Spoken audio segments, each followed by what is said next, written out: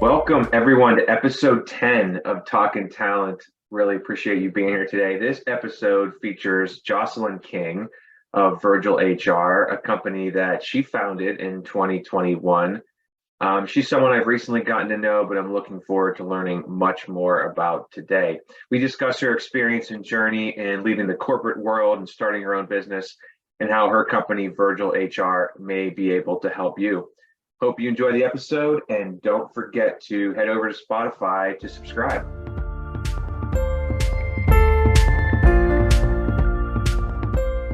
All right. Well, hi, everyone, and thank you for joining us for this. Now, it is the 10th episode of Talking Talent. I know it's been spread out now over the course of a year. And my goal initially was to bring this to everybody once a month, but and that's the goal going forward is really to have this once a month. And again, would love if you could tell your friends, coworkers about this. You can subscribe on Spotify. You can also get this through our website as well. So thank you for that.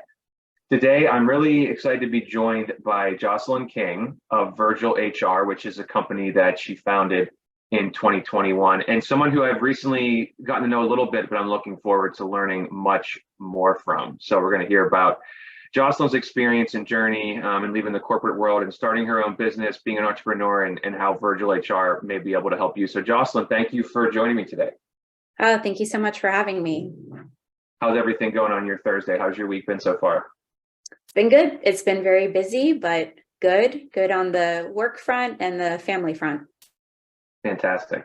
As I ask everybody, and if you've listened to this before, you know that I'm always curious about what someone's first job may be. And we've talked about mine a number of times, but would love to kind of hear about maybe what your first ever job was.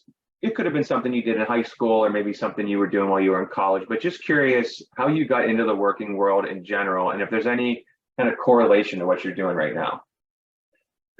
Sure. So, the very first one, I was thinking about my first job in HR, but very first job I had was working as a receptionist at a financial services firm at Ameriprise.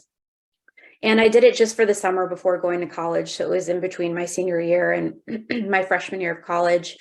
And it was great. I learned a lot, even as a receptionist. They had me doing a lot of other administrative tasks, and it really helped me then get my next job, which was an office manager for a law firm. So had I not had that experience already, I certainly wouldn't have gotten that job. And that job was really great because I was able to do it while I was in college and was able to kind of pay my way through. So super grateful for that.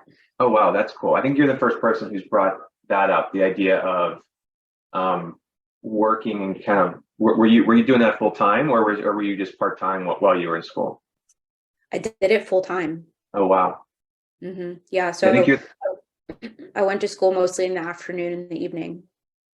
That's really impressive. I think you're the first person who's brought that up, the idea of as we go through the last couple of years of of student debt and figuring out how people go to college and then figuring out how they're going to pay for it later. I think you're the first person who's brought up working to the extent that you're doing it and actually making the money at the time to be able to pay for going to school. That is such a rare, I think that is very, very rare. I had student debt for way too long. And I know you don't make enough money, usually right after you graduate to be able to pay anything significantly. So, but that's awesome. And I'm sure in that role, as the title of receptionist, administrative assistant, executive assistant, you end up doing all kinds of stuff that are way outside your job description. What's something that you started doing or maybe took initiative to do that probably wasn't in your job description, but you did anyway?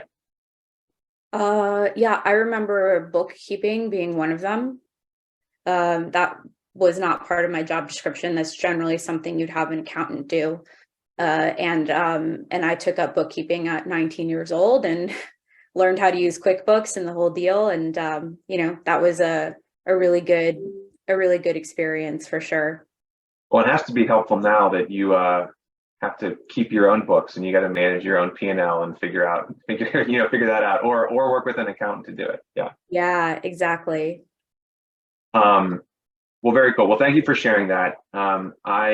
I was really interested to talk with you. And there's a lot of, I've had some other conversations with people who've had, and I don't want to assume this is COVID related, we can get into that, but who've changed the path and have changed the path of their career because they've just, for multiple reasons, COVID being one of them, but just how we work, being different. So everyone has a different path to this, but I'm very curious about, as you, and I would love if you could talk about kind of your growth throughout the, HR, the talent acquisition and people space, and kind of how you got to where you are now, but also, how that experience has shaped you moving from, let's call it the corporate world, the HR and people space, into starting your own business. So would love to hear at a high level about that.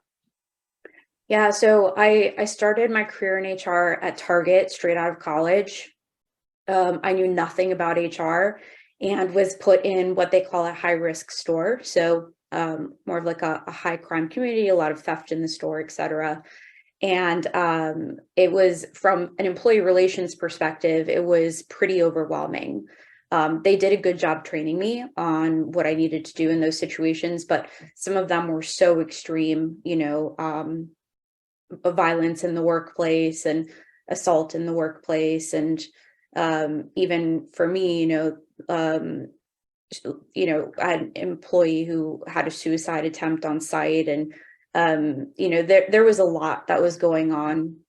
And so I learned a tremendous amount, but really didn't like the retail space that much, mostly because of all the employee relations issues I was dealing with. So I decided to go into tech, did some recruiting in tech for a couple years, and then moved into a director of HR role for a small tech startup in the Salesforce space.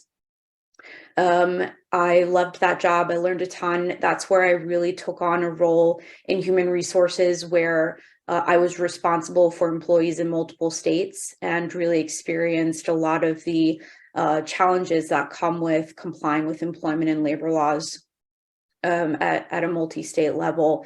It was just really hard keeping track of all the new changes that were going on and just everything that you had to be responsible for, especially as we moved into California. And I was spending a lot of time going through SHRM emails and tracking new laws in an Excel doc, and doing a ton of reading to try and keep up to date with everything. It was really time consuming, and it was at that point that I thought it'd be really neat if there was a technology that could kind of automate that research and decision making process for me. I was still pretty early on in my career, and I definitely wasn't ready, for a number of reasons, to start my own company. So moved on to a different tech startup, and then after that started working as the VP of HR for the largest tech company on the FTSE. It was a UK-based company. They were new to North America, so I was responsible for their North America division and touched on every aspect of HR, everything from total reward to talent acquisition to compliance. We were in high growth mode, hiring a lot of employees very quickly in both Canada and the US.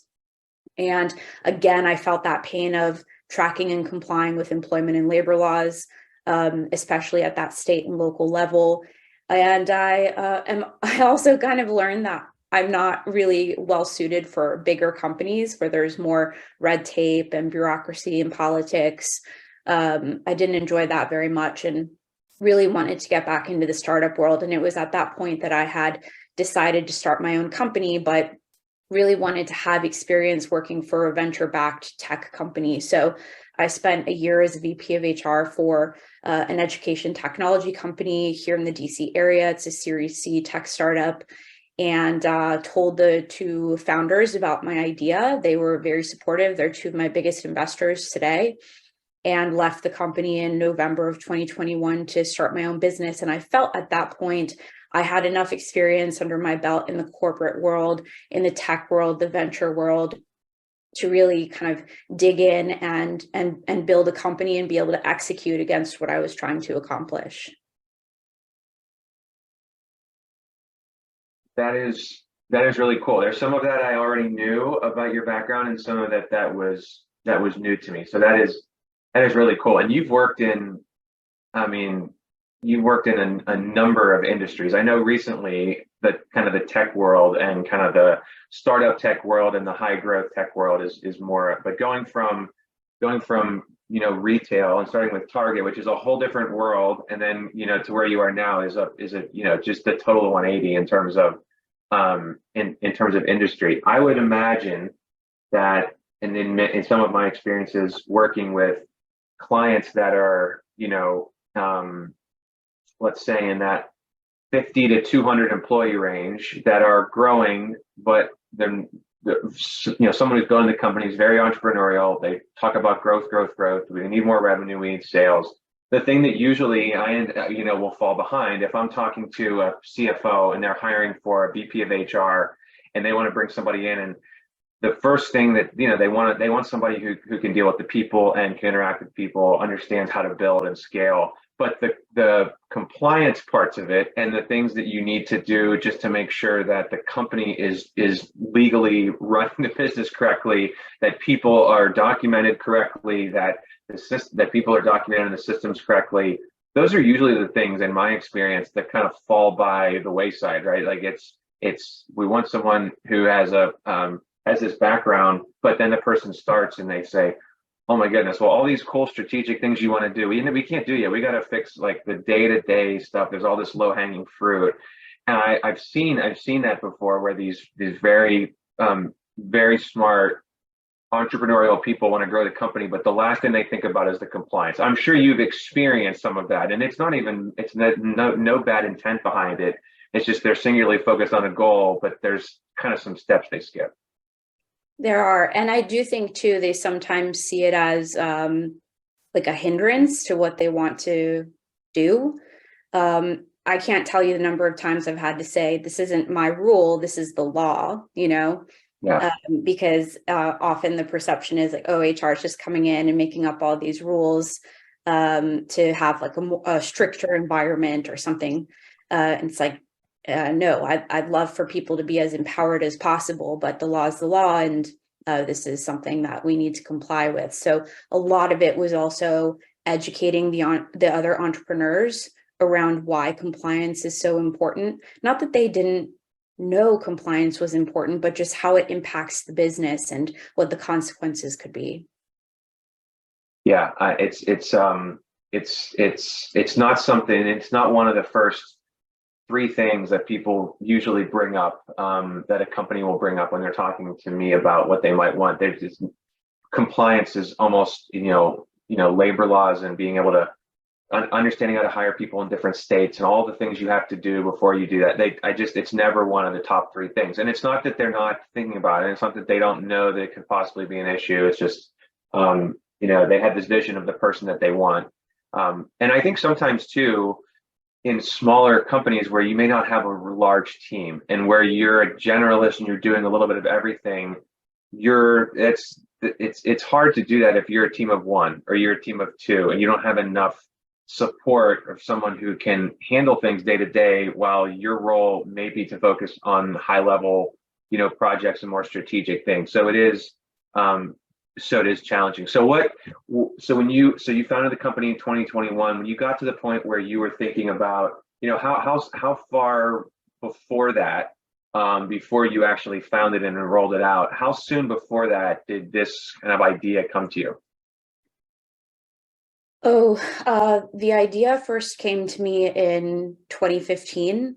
Oh, wow. So it took 6 years for a number of reasons. The primary reason being that when you do quit your job to start your own company, you're not making any money, and you're not making any money for a while.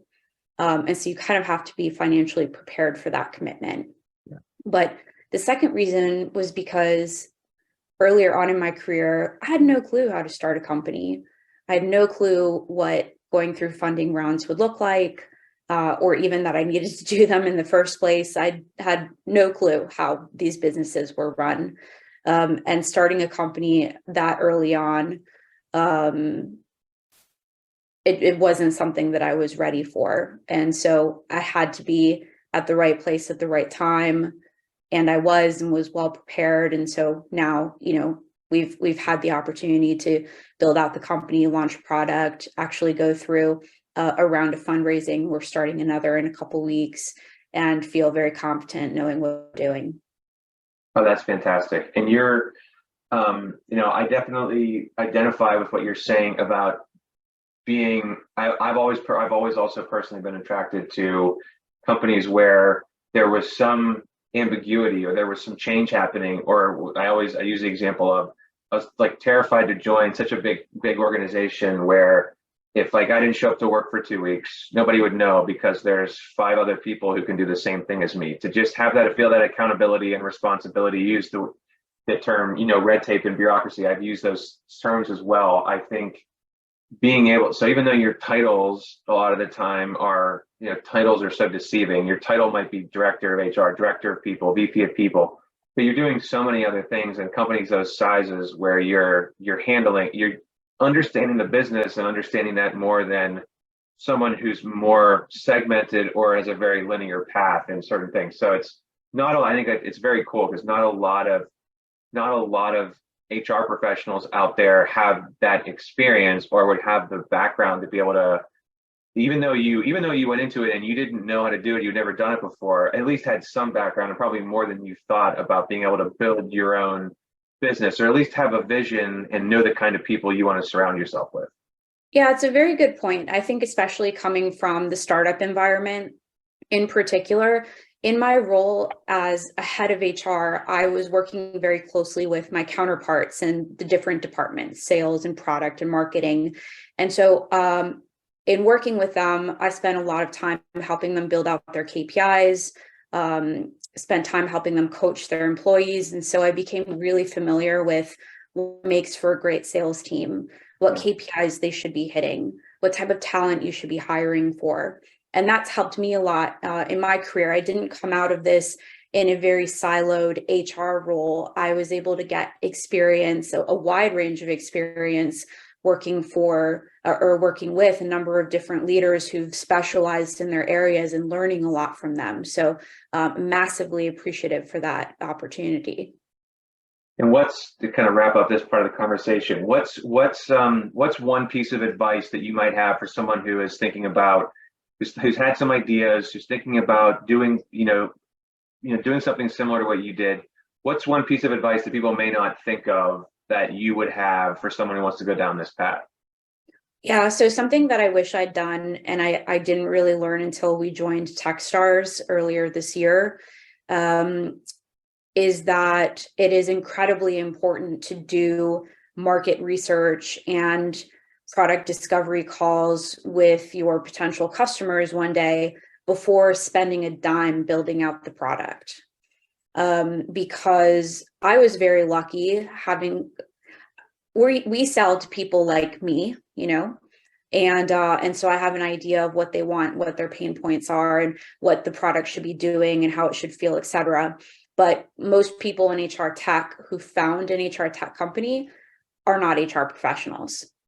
And so there were others in my Techstars cohort who were really struggling because, like me, they hadn't done that discovery research with their prospective customers beforehand, and they ended up incurring a lot of tech debt because they built out products that were not what people wanted. It was just something that was conceived in their head. So that is a huge lesson that I learned. And luckily, it didn't impact me as much as it did to some of my counterparts in that program. But I would really encourage anyone who is thinking about starting their own company to do, before anything else, these discovery calls with prospective customers to really get an idea of what your product should look like and who it is that you're going to be selling to. That makes a lot of sense. Yeah, I could see that. Someone who is very technical, or who is an engineer, developer, or maybe their background is in business development, and they try to work everything else. They try to work everything out before you're actually talking to potential people and actually to find out what they want, what their pain points are. So that makes a lot of sense. Mm-hmm. So talk a little bit about what Virtual HR does. If you're going to give a high level overview to people who don't know what it is, your website looks great. I know you said you were going to do some redesigns on it, but I love how it looks, laid out very well. A lot of information on there, but can you just go through, really at a high level, what virtual HR does, what the kind of the solution is, and how people would be able to interact with you. Sure. So I've mentioned a couple times when I was going through my background, the challenge that I had complying with employment and labor laws. As a multi-state employer, it was very difficult to do this because the laws change all the time. They run concurrently, they supersede each other, and there are thousands of them on top of it all. And we're not lawyers either. So we're spending time going on Google and trying to research requirements. Like, I have an employee requesting maternity leave in California, and you go down a rabbit hole for literally, for me one time, 6 hours to make sure that you've covered all the laws that are applicable in that situation and that you know what your requirements are under those laws. Or if you have the budget, you're talking to a lawyer. It's expensive and you don't always get the answers you need in a timely fashion. So there wasn't really a good solution out there. And what I decided to do was work with a team to create a tech platform that has two components to it. The first is a smart chatbot. It's not the generic chatbot you'd think of. It's actually programmed in the background by labor and employment attorneys. And you'd ask it a query like, I have an employee requesting maternity leave in California, and it will ask diagnostic questions and then analyze and tell you what federal, state, and local employment and labor laws apply to that individual employee who's taking maternity leave. And then it takes it a step further by giving prescriptive step-by-step guidance on everything you need to do to be compliant with all applicable laws. So we're automating that research process and that decision-making process for you. The second piece to the platform is our resource center. That's where we have a really cool employee handbook builder, multi-state comparison tool, policy templates, forms, and then legal updates. So as new laws pass, become effective, expire, we'll notify you. Some big proposals at the congressional level will notify you of as well, so that you're up to date with all of these changes. But even then, we still automate some of this piece for you, because not only does our chatbot capture all of that new content, all that new information that needs to be incorporated into giving you the right analysis and feedback, but we also do things like if, for example, Virginia just passed an organ donation or an organ donor leave law. It goes into effect in July. And so 2 weeks beforehand, we'll be sending out a policy template for you to easily incorporate into your handbook and have in your handbook real time, instead of finding out 6 months later when you're reviewing it with your attorney that you're actually out of compliance. So ultimately, what we're trying to do is save HR time so that they can focus on more strategic areas of the business rather than the administrative work, control legal costs so you don't have to go to a lawyer all the time. And then, of course, mitigating risk and liability, reducing that risk in lawsuits because you're doing the right thing and you're staying compliant with all those applicable laws for that specific employee.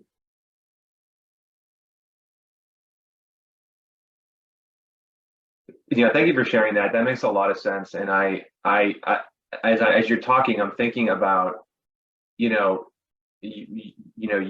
let's say you in a previous role 5 years ago, 7 years ago, 8 years ago, when you might be the top, HR professional in your organization. You see these gaps. You don't know where to turn to. For someone who's at a director level or VP level, and I know you have different plans and options that you can offer. If you were a director of people at a 150 person tech company right now, and they found out about virtual HR and they're like, this is really cool. What are some of the things that they can use to be able to talk to their CFO, their CEO, and say, here's a platform, here's why this makes sense? I'm asking because a lot of times, I'm sure you've seen this, the HR doesn't have as much of a seat at the table as they should, right? When it comes to some of these decisions, they have a budget, but they can't always make the decision on their own, and they have to run it by somebody. They're not on the seat on the executive team. What's some advice or some tactics you could have to have that person be able to go to their leadership and be able to talk about why this is a good thing to implement? Sure. And before I answer that question, so a vision of mine for this company is in saving HR time and allowing them to focus more on strategy. we're helping elevate the HR brand so that they can be more strategic leaders. I want every HR leader to be reporting to the CEO, not the CFO or the COO, who have different agendas, but the CEO every single time, because that's where we're able to have that seat at the table, and really push forward a strong people strategy and have a people-centric organization. It doesn't really allow for it otherwise. So I'm very passionate about that. But to answer your question, look, like right now, statistically, HR practitioners spend about 20% of their time on compliance requirements. And a lot of that is focused on the administrative side, of course.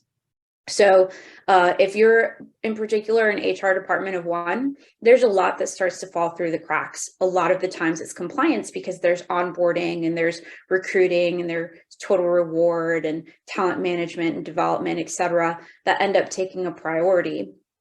And so the average company is spending about $125,000 on each employment claim, and 1 in 10 companies is sued every year.